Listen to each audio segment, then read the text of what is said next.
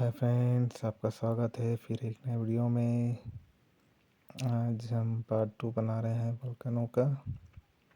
और इसमें लिखा भी हुआ है मगर हम हिंदी में ही बताने वाले हैं क्योंकि यह वीडियो बहुत बहुत बहुत लंबा हो जाएगा। प्रश्न है, ज्वालामुखी कैसे बनते हैं?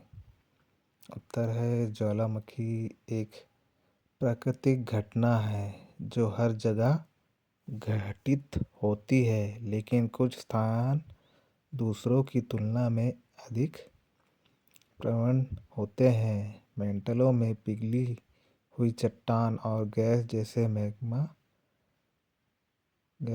मैग्मा कहा जाता है ऊपर की ओर बढ़ती है और परत में दरारों के मध्य से सतह पर आ जाती है। यह एक ज्वालामुखी है। ज्वालामुखी विभिन्न प्रकार के होते हैं।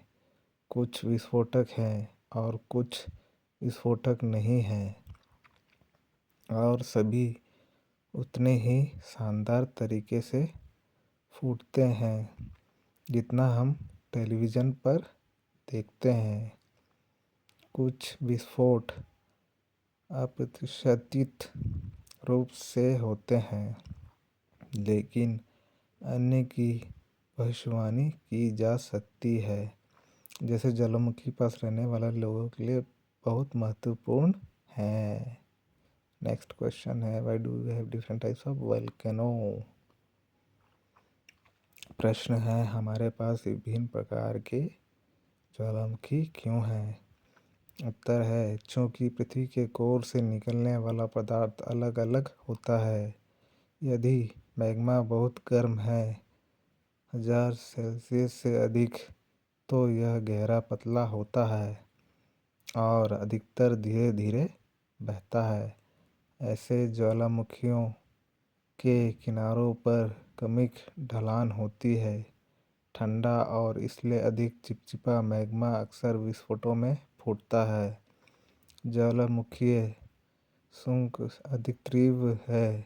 पृथ्वी के केंद्र में गर्मी के कारण ज्वालामुखी के पास गीजर, पानी के फव्वारे, सोलफाटार, गर्म सल्फ्यूरिक गैसों का निकलना और गर्म पानी के स्रोत पाए जाते हैं। इनका उपयोग अक्सर आइसलैंड जैसे स्थानों में हीटिंग के लिए किया जाता है। और भी बहुत महत्वपूर्ण प्रश्न है,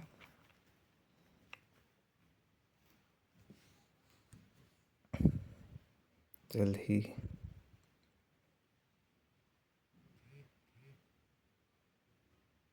आएगा। आगे next, when do volcanoes become dangerous?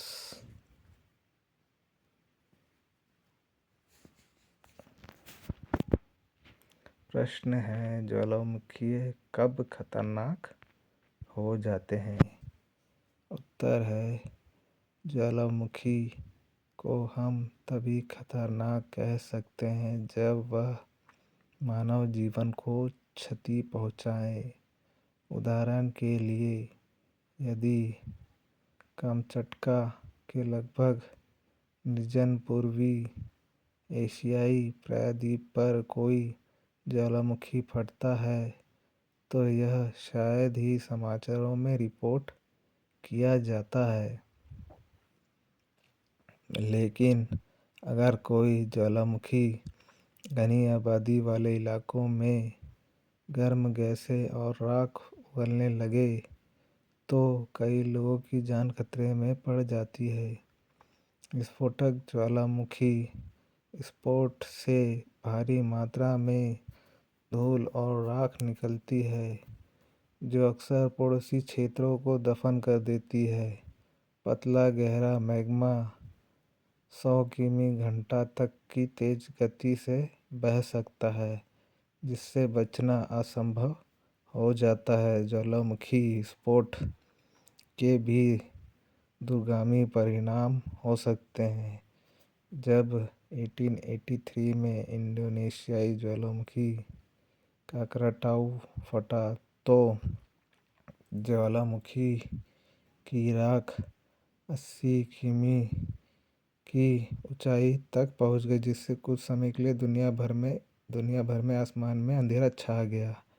यह उसी की तस्वीर है, आप देख सकते हैं, उसमें धुआं दिख रहा है जिससे आसमान में अंधेरा छा गया। Next question, why do people live near volcano? प्रश्न, लोग ज्वालामुखी के पास क्यों रहते हैं? उत्तर है, किसान ज्वालामुखियों के पास बसना पसंद करते हैं क्योंकि लावा और ज्वालामुखीय राख जमा होने के कारण मिट्टी बहुत उपजाऊ होती है। जब ज्वालामुखी फटता है तो लोग कुछ समय के लिए उस स्थान को छोड़ देते हैं और विस्फोट के बाद जोखिम क्षेत्र में लौट आते हैं, क्योंकि सुरक्षित स्थानों पर पहले से ही लोग रहते हैं।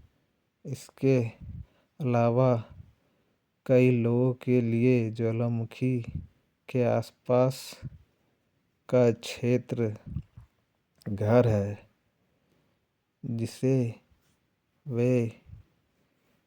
जिसे वे छोड़ना नहीं चाहते हैं, इसलिए वे। Next question, where are volcanoes found?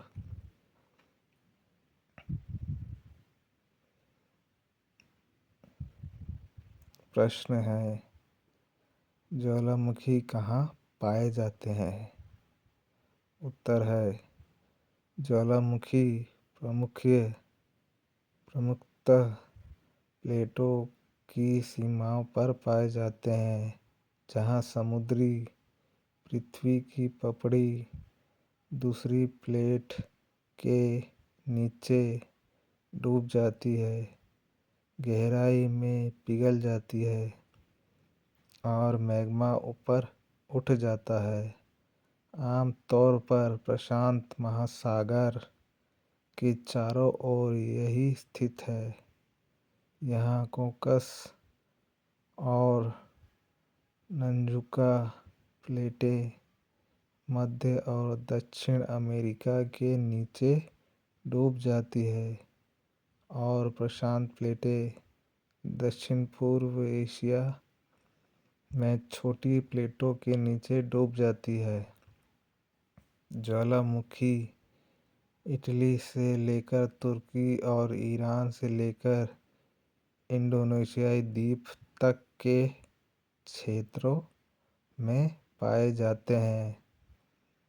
किसी प्लेट के बीच में ज्वालामुखी बहुत कम मिलेंगे, ये केवल हॉट स्पॉट में होते हैं जो उच्च ज्वालामुखीय गतिविधि वाले क्षेत्र में हैं, जैसे